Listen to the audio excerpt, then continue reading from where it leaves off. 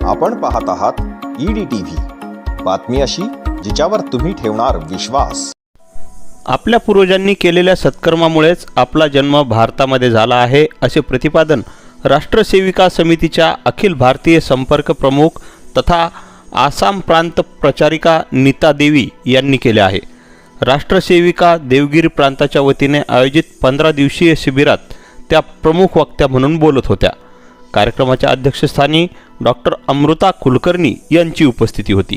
जीती जागती माँ है, माँ के साथ इस भूमि का संपर्क है, इसलिए हमारे वेदों में लिखा गया है माता भूमि पुत्रोहम पृथिव्या।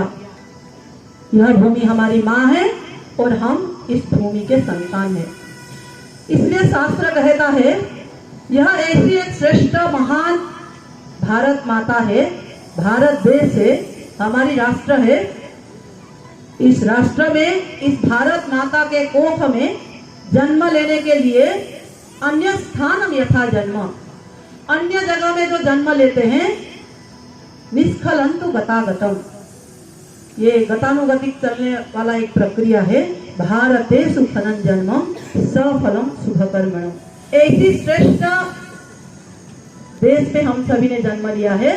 यह हमारे पूर्वजों ने किया हुआ सुकर्म के कारण हम भारत जैसे महान देश में, श्रेष्ठ देश में जन्म लेने के लिए हम लोगों को सौभाग्य मिला है। ऐसा श्रेष्ठ महान देश, इस देश को यहाँ रहने वाले सभी संततियों ने माँ करके पुकारा है।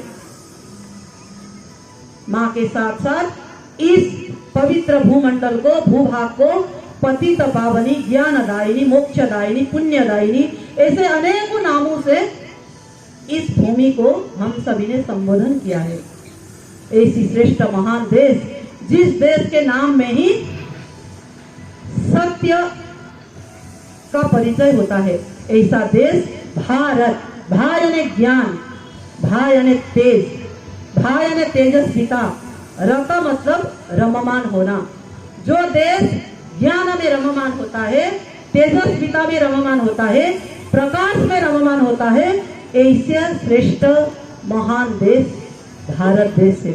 इसलिए हम सभी के लिए यह भारत केवल एक टुकड़ा मात्र नहीं है, यह भारत माता हम सभी के लिए जीती जागती जीवंत एक माँ है।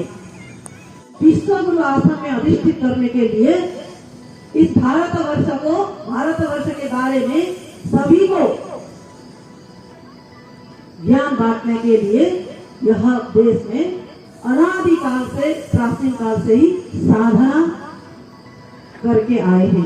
इसी साधना के परंपरा में 1936 में वंदनीय मौसी जी, जिनको हम लोग, जिनका नाम है वंदनीय लक्ष्मीबाई केलकर, साधारण व्यक्ति परंतु असाधारण व्यक्तित्व की धनी वंदनीय मौसी जी ने 1936 में इस भारतवर्ष में एक ऐसा बृहद महिलाओं का संगठन शुरू किया जिसका नाम है राष्ट्र सेविका समिति। निस्वार्थ भाव से देश की सेवा करने वाला यह समिति। राष्ट्र सेविका समिति का काम क्या है? राष्ट्र सेविका समिति का काम है व्यक्ति निर्माण का काम। व्यक्ति निर्माण कहाँ करेंगे? तो व्यक्ति निर्माण शाखा में करेंगे। इसलिए बोलते हैं शाखा मतलब मनुष्य को मनुष्यत्व का पूर्ण करने का एक बहुत बड़ा विश्वविद्यालय। शाखा मैन मेकिंग यूनिवर्सिटी। शाखा शिकवते की आपली नैतिक मूल्य, आपण नैतिकतेने सक्षमीकरण आपल्याला ही शाखा शिकवत असते।